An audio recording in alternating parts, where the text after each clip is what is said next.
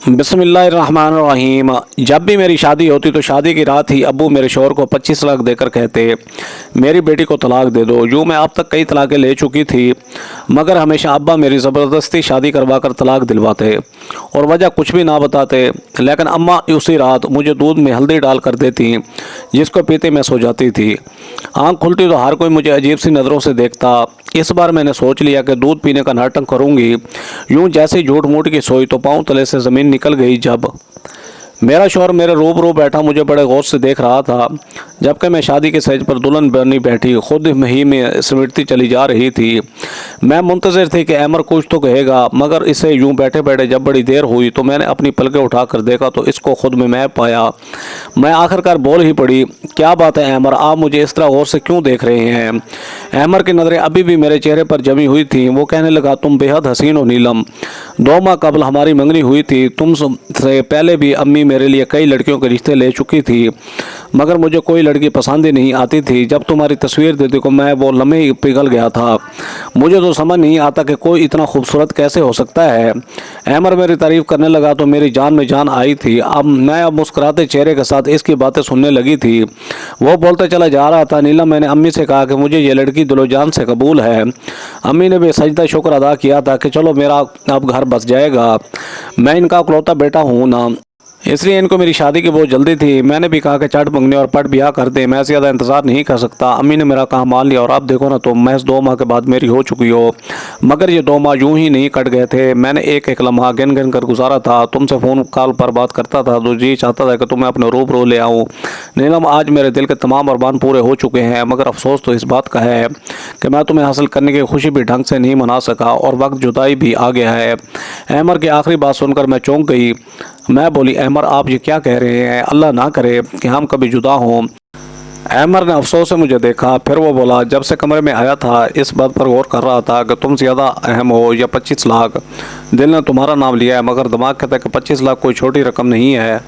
अगर मैं सारी ज़िंदगी भी कमाता रहूँगा तो भी 25 लाख रुपए जमा नहीं कर पाऊँगा। मैं हैरत से बोली, कौन से 25 लाख और कहाँ से आए? अमर बोला, तुम्हारे अब्बू ने रुखसती के वक्त मुझे ऑफ़र किया था कि तुम जिस तरह मेरी बेटी को रुखसत करके ले जा रहे हो, अगर इसी तरह इसे तलाक देकर मेरे घर वापस छोड़ जाओगे तो तुम्हें पूरे 25 लाख रुपये दूँगा। मुझे अमर की बात सुनकर बहुत गुस्सा आ गया था।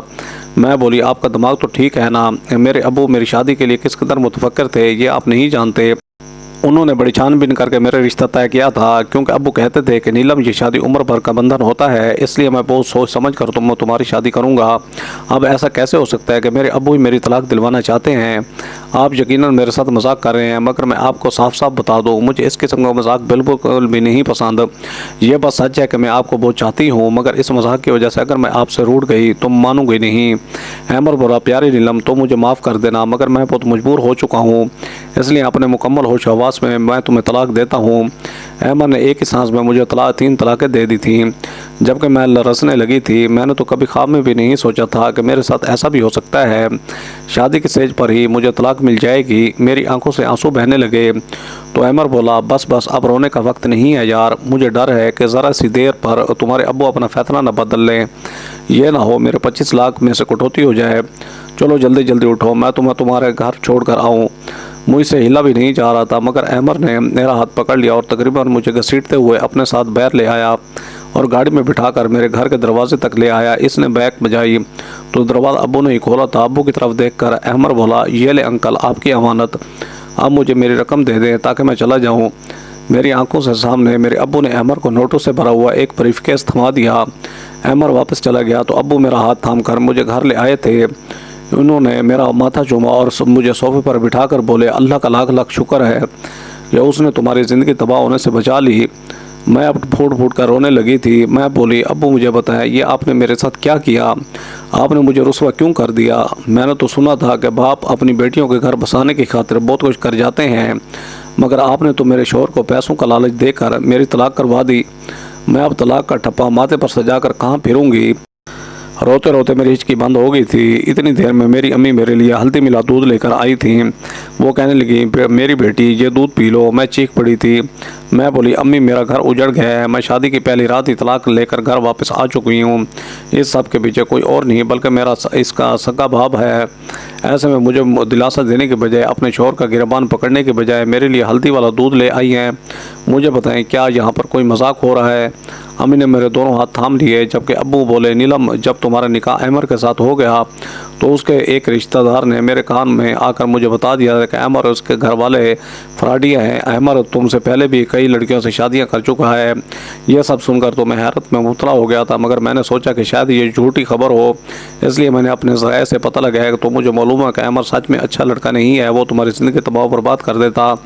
तो मेरी इकलौती औलाद हो, खुद ही बताओ, मैं तुम्हारी ज़िंदगी तबाह होते हुए देख सकता था भला? नामुमकिन। मैं गुस्से से बोली, अब्बू पहले आपके ज़राए कहाँ मरे हुए थे? आपने पहले इस बात की तस्दीक क्यों न कराई?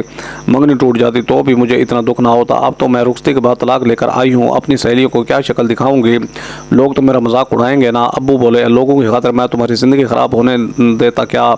नामुमकिन। ये हमारा शोर सुनकर जो मेहमान घर आए हुए थे लॉन्च में आ गए थे, वो तो ये नज़ारा देखकर हैरान होकर रह गए। अम्मी ने जल्दी जल्दी से मुझे हल्दी वाला दूध पिला दिया। अब वो मेरी आंखों के सामने अंधेरा छाने लगा, दिमाग में तारीकी सी उतरने लगी, हर तरफ खामोशी खामोशी हो गई। देखते ही देखते मैं बहुत गहरी नींद सो चुकी थी। अगले दिन दोपहर के वक्त मेरी आंख खुली, मैं अपने बेड पर लेटी हुई थी। मुझे बहुत अजीब सा महसूस हो रहा था। मेरा दिमाग और इर्द गिर्द के माहौल को पहचानने में गलती कर रहा था।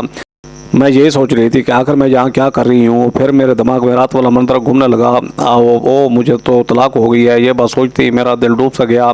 मैं जल्दी से उठ बैठी और तकरीबन भागते हुए बाहर लॉन्च में आ गई। सब मेहमान वापस जाने की तैयारियों में मशगूल थे, लेकिन जैसे ही इनकी नज़र मुझ पर पड़ी तो मुझे अजीब सी नज़रों से देखने लगे। मेहमानों की नज़रों में मेरे लिए गुस्सा नहीं था, तंज भी नहीं था, कुछ ऐसा था जिसे मैं समझ नहीं पाई थी। अम्मी ने मुझे देखो तो मेरा हाथ पकड़ कर मुझे अपने साथ कमरे में ले आई।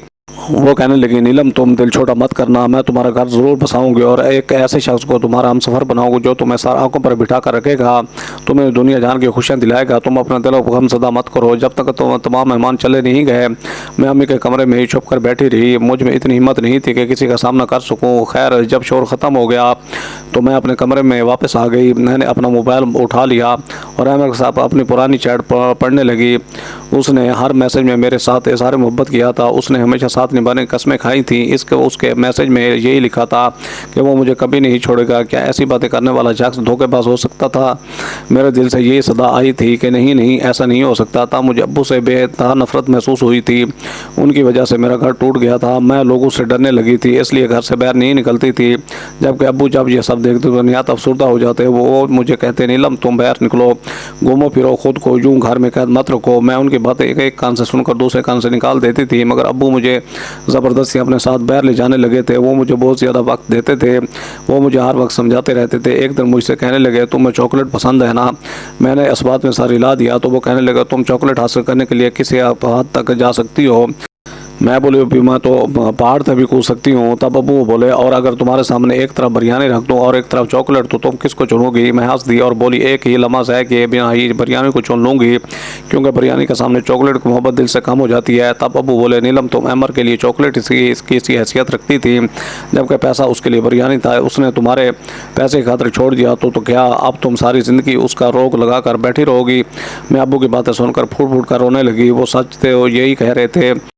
अहमद ने अगर मुझे छोड़ा था तो उसमें ना ही अब्बू का कसूर था ना ही पैसों का, बल्कि असल कसूरवार तो अहमद के वो खुद की नीयत का था। उस दिन मैं इतना रोई थी कि दिल से अहमद का ख्याल हमेशा हमेशा के लिए निकल गया था। अब्बू अब मुझे नई इब्तिदा के लिए तैयार कर रहे थे। उन्होंने मुझे एक लड़के की तस्वीर दिखाई दो जो मैंने रजामंदी ज़ाहिर कर दी। अब उन्होंने लड़के वालों को घर बुला लिया और मेरी आसा और रहील की मुलाकात करवा दी। रहील एक अच्छा लड़का था और वो कहने लगा, मुझे इल्म है कि आपकी पहली शादी नाकाम हो चुकी है। मैं जानता हूँ कि लड़कियों के लिए शादी का टूट जाना बहुत बड़ा सदमा होता है। मैं आपको इस गम से सदमे से निकालने की पूरी कोशिश करूंगा और आपको बेनता मोहब्बत दूंगा। मैं रहील की बातें सुनकर बहुत पुरुम्मीद हो गई थी। मैंने अब्बू से कह दिया था कि मैं रहील के साथ शादी करने पर रजामंद हूँ, पर इस दफ़ा मैं मंगनी नहीं करना चाहती। मैंने निकाह का ऑप्शन चूज़ किया, इसलिए मैं 2 हफ्ते बाद ही वो दिन भी आ गया जब मेरी और रहील की शादी हो चुकी थी। मैं खुश थी कि मगर इस बार शादी की रात को लेकर दिल में बहुत से वसवसे सर उठा रहे थे। कहते हैं ना कि दूध का जला हुआ छाछ भी वो फूंक फूंक कर पीता है। मैं राहील के कमरे में बैठी थी। वो बहुत खुश था, मेरे पास आया, मेरा घूंघट उठा और मेरे हाथ में सोने की अंगूठी पहनाकर बोला, नीलम मैं तुम्हें उम्र भर खुश रखने की कोशिश करूंगा। मैं मुस्कुरा कर बोली, क्या मुझे आपके वादों पर यकीन कर लेना चाहिए? राहील ने इस बात में सारी ला दी और बोला, जान की बाजी लगा दूंगा अगर अपने कॉल फेल में पूरा उतरने की कोशिश करूंगा। तभी राहील के मोबाइल की घंटी बजी। उसने फ़ोन निकाल कर कान से लगाया तो उसके चेहरे की मुस्कुराहट मासूम होती हुई ख़त्म हो गई थी। वो कहने लगा, आप ये क्या कह रहे हैं? मैं आपकी बात समझ नहीं पा रहा। फ़ोन करने वाला शख्स तावीलें भी देने लगा तो राहील बोला, मैं आपकी बातें कैसे यकीन कर लूँ? फ़ोन की दूसरी जानब बैठे शख्स ने उससे न जाने क्या कहा था कि राहील के चेहरे पर मुस्कुराहट फैल गई। राहील ने फ़ोन बंद कर दिया और मेरा हाथ पकड़ कर बोला, नीलम मैं तुम्हें तलाक देता हूँ, तलाक देता हूँ, तलाक देता हूँ। ये अल्फाज मेरे असाब पर हथौड़े की मानद लगे थे। मैं गुस्से से बोली, ये तुम क्या बकवास कर रहे हो? राहील कहने लगा, नीलम मैंने 2 साल कबल ही एक प्राइवेट कंपनी में जॉब स्टार्ट की थी। मुझे बहुत बुरे हालात से गुजारा। उस कंपनी वालों ने तनख्वाह भी वाजिब सी थी, जबकि मेरे हुनर के बहस कंपनी ने बहुत कामयाबी हासिल कर ली थी। जैसे मैं तुमसे मिलने घर आया था तब तुम्हारे अब्बू कहने लगे, मुझे बताओ राहील, तुम्हारी ज़िंदगी की सबसे बड़ी ख्वाहिश क्या है? तो मैं बोला कि अगर मुझे 20 लाख रुपए मिल जाएँ तो मैं अपना बिजनेस शुरू करना चाहूँगा। अभी तुम्हारे अब्बू का फ़ोन आया था, वो मुझे 25 लाख रुपये देने पर रज़ामंद थे। बदले में उन्हें मुझसे तुम्हारे लिए तलाक चाहिए। मैं तुम्हें तलाक हरगिज़ ना देता, मगर एक तरफ तुम थी और दूसरी तरफ मेरा एक बहुत बड़ा सपना।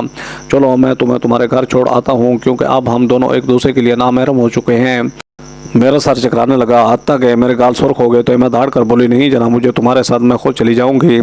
राहील मुस्कुरा कर बोला, यार मेरी मजबूरी है कि तुम्हारे अब्बू ने मुझसे कहा है कि अगर तुम मेरी बेटी को छोड़ने आए तभी तो मैं पैसे दूंगा, इसलिए अगर मुझे तुम्हारे साथ ज़बरदस्ती भी करना पड़ी तो मैं इससे भी गुरेज नहीं करूँगा। मैंने सारी हिला दिया। मैं कुछ कहे बिना ही राहील के साथ चल पड़ी। जो मर्द मुझे पैसों की खातिर तलाक दे सकता था, फिर वो कुछ भी कर सकता था। घर के दरवाजे पर राहील ने बेल दी, जबकि अब्बू मुझे देखकर बोले, आ गई मेरी बेटी? वो ऐसी सरसी से अंदाज में मुझसे पूछ रहे थे जैसे किसी ट्रिप से वापस आई हूँ।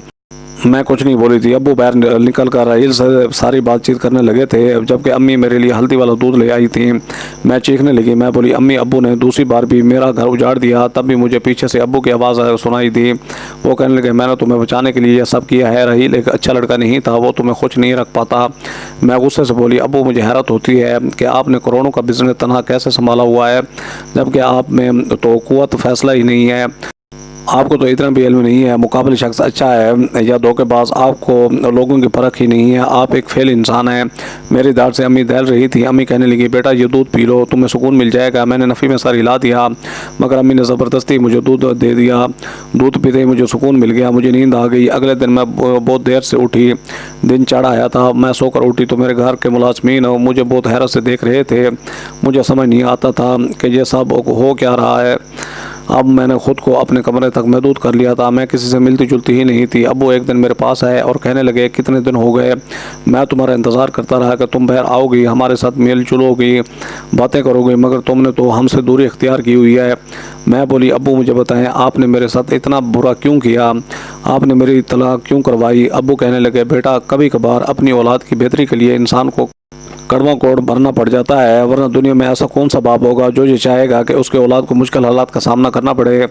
मेरा बात चले तो तुम्हारे पाँव भी अपनी हथेली पर रखूँ, मगर ये दुनिया है बेटा, यहाँ औलाद और माल इंसान के आजमाइश के लिए उतारे गए हैं। मैंने जो कुछ भी किया बड़ी तकलीफ में किया है। मैं हरगिज़ ऐसा नहीं करना चाहता था। मैंने सारी हिला दी और बोली, अब्बू ये आखिरी बार था। अब आपको मज़ीद अपने एहसासात और जज्बात के साथ खेलने की इजाज़त नहीं दूँगी। अब्बू बोले, हाँ हाँ बिल्कुल वैसा ही होगा जैसे तुम कहोगी। उस दिन के बाद मैं अम्मी अब्बू के साथ बैठने लगी थी, मगर मेरे दिल में बहुत से सवाल थे। अब्बू मुझे तलाक क्यों दिलवा देते थे? क्या मेरे दोनों शौहर ही बुरे थे? अगर बुरे थे तो अब्बू को पहले इल्म क्यों ना होता था? शादी की रात क्या उन पर वही उतर जाती थी कि तुम्हारी बेटी का शौहर अच्छा नहीं है, उसे तलाक दिलवा दो। चलो ये भी मान लिया कि अब्बू को पता चल जाता था, फिर वो 25 लाख की खती रकम देकर ही मुझे तलाक क्यों दिलवाते थे? मैं अभी इनसे ये सवाल के जवाब ढूंढ नहीं पाई थी कि अब्बू ने मुझसे कह दिया कि वो मेरी तीसरी शादी करना चाहते हैं। मैं तो अब्बू की बात सुनकर ही आपसे वापस से बाहर हो गई। मैं बोली, नहीं अब्बू, आप बस हो गई है। अब्बू बोले, बेटा आपकी बार मैंने तुम्हारे लिए बहुत अच्छा लड़का ढूंढा है। मैं बोली, अब्बू अगर मेरे लिए लड़का आसमान से भी उतर कर आ जाए तो भी मैं तीसरी बार शादी नहीं करूँगी। अब्बू ने मेरे सामने हाथ जोड़ दिया और फूट फूट कर रोने लगे। वो बोले, मैं जब तुम्हें उदास और गमज़दा देखता हूँ मेरा दिल 100 किरचों में पड़ जाता है। میری بیٹی مجھے معاف کر دو، میں اگر تمہیں یوں ہی اداس دیکھتا رہا تو اپنی جان اپنے ہاتھوں لے لوں گا۔ میں تو ابو کی بات سن کر ہی گھبرا گئی، وہ اس حد تک بھی جا سکتے تھے کیا؟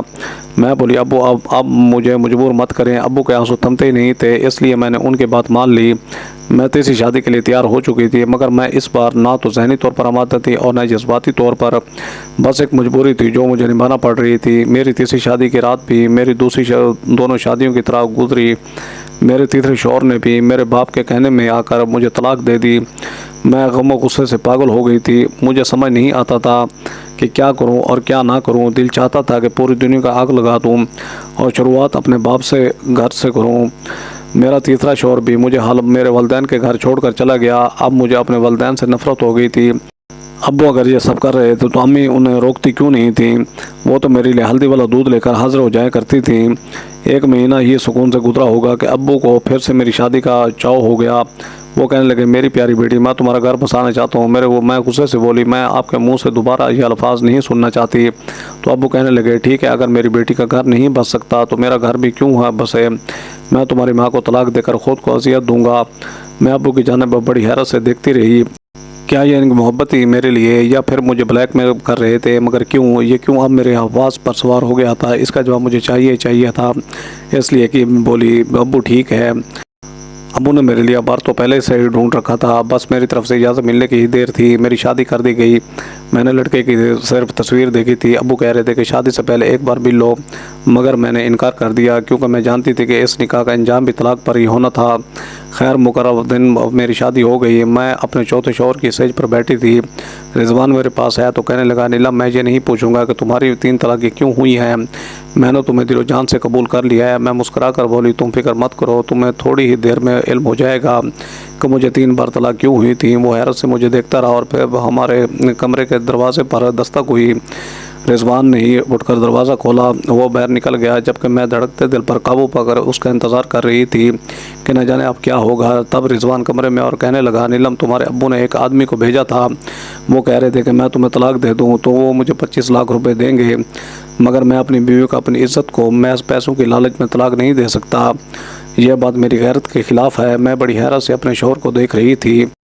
کیا مرد ایسے بھی ہوتے ہیں جو اپنے الفاظ پر جمے رہیں، جن کو پیسے کا لالچ توڑ نہ سکے؟ میں رضوان کو آزمانے کی خاطر بولی رضوان میری پہلے بھی طلاقیں اسی وجہ سے ہوئی ہیں، میرے شوہر مجھے پیسے کی خاطر چھوڑ جایا کرتے تھے، آپ کیوں اتنی اچھی ڈیل اپنے ہاتھ سے گنوا رہے ہیں؟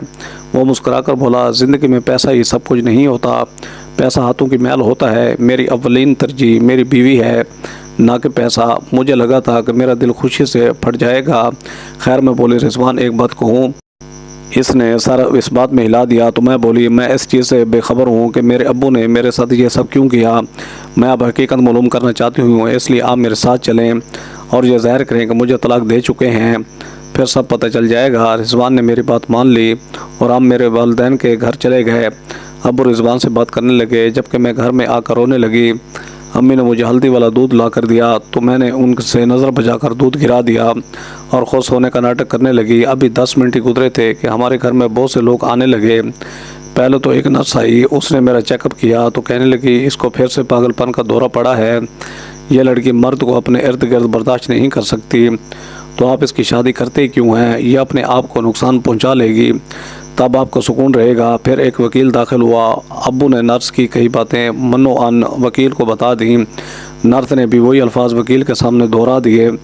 پھر رضوان کو بھی وہی پر بلا لیا گیا۔ وہ کہنے لگا وکیل صاحب میں جیسے ہی کمرے میں پہنچا میری بیوی نے مجھ پر حملہ کر دیا اور مجھے مارنے پیٹنے لگی، پھر بولی طلاق دے دو نہیں تو میں اپنی جان لے لوں گی، اس لیے میں نے طلاق دے دی۔ ایسا مجھے نیلم کے والد نے کہنے کو کہا تھا، مگر میں نے ایسا نہیں کیا، میری بیوی بالکل ٹھیک ٹھاک ہے۔ میں بھی اٹھ بیٹھی تھی اور وکیل صاحب سے بولی کہ یہ سب میرے خلاف سازش ہے، میرے باپ نے 3 بار مجھے طلاق دلوائی ہے۔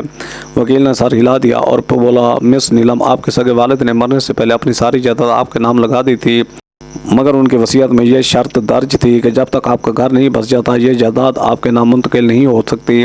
آپ کو سوزیلا باپ شاید اس لیے یہ کھیل کھیل رہا ہوگا، وہ ہر بار آپ کو طلاق دلوا کر مجھے بلا لیتا تھا اور کہتا تھا کہ میری بیٹی گھر بسانے کے قابل نہیں ہے، اس کے ساتھ ذہنی مسئلہ ہے، اور پھر ایسا ہی بیان آپ کا شوہر بھی دے جاتا تھا۔ میں ہکا بکا رہ گئی کیا سچ ہے یہ انسان جس کو میں نے ساری زندگی باپ کی طرح چاہا تو میرا باپ تھا ہی نہیں؟ میں بولی امی اگر یہ شخص میرا سگا باپ نہیں تھا تو کیا ہوا، آپ تو میری سگی ماں تھیں، پھر آپ نے یہ سب کیوں کیا؟ رضوان کہنے لگا میں بتاتا ہوں، تمہاری امی نے تمہارے ابو کے ساتھ رہتے ہوئے اس شخص کے ساتھ محبت کی بینگیں بڑھا لی تھیں اور پھر اس کے ساتھ گھر سے بھاگ کر کھولا لے لی تھی۔ تمہارے سگے ابو اسی صدمے سے چل بسے تھے، اس لیے انہوں نے ایسی وصیت کی تھی۔ تمہاری امی کی آنکھوں سے شاید ابھی تک اس شخص کی محبت کی پٹی نہیں اتری جو تمہارے سے یہ سب کرنے پر بس نہیں آئیں۔ وہ پھوٹ پھوٹ کر رونے لگی۔ آج میں بھری دنیا میں تنہا رہ گئی تھی، رضوان نے ہی مجھے سہارا دیا، میں نے اپنے والدین کے خلاف دھوکہ دہی کا مقدمہ درج کروا دیا۔ ان کو پولیس پکڑ کر لے گئی تھی، جن لوگوں نے مجھ پر رحم نہیں کیا تھا، بھلا میں ان پر ترس کیسے کھا سکتی تھی؟ پھر جب ان لوگوں کو سزا نہ مل جاتی، ان کی خصلت بدلنے والی نہیں تھی۔ ساری جائیداد میری ہو چکی ہے، میں اور رضوان ہی ہر چیز کا خیال رکھ رہے ہیں۔ سچ ہے کہ پیسہ بہت بری آزمائش ہے، یہ اپنے سگے لوگوں کا خون سفید کر دیتا ہے۔ ویڈیو پسند ہے تو میرے چینل شوکت بھائی کو سبسکرائب کر کے بیل آئیکن کو دبا کر آل پر کلک کر دیں تاکہ آپ کو ہر آنے والی نیو ویڈیو کا نوٹیفیکیشن سب سے پہلے ملے۔ تھینکس فار واچنگ، اللہ حافظ۔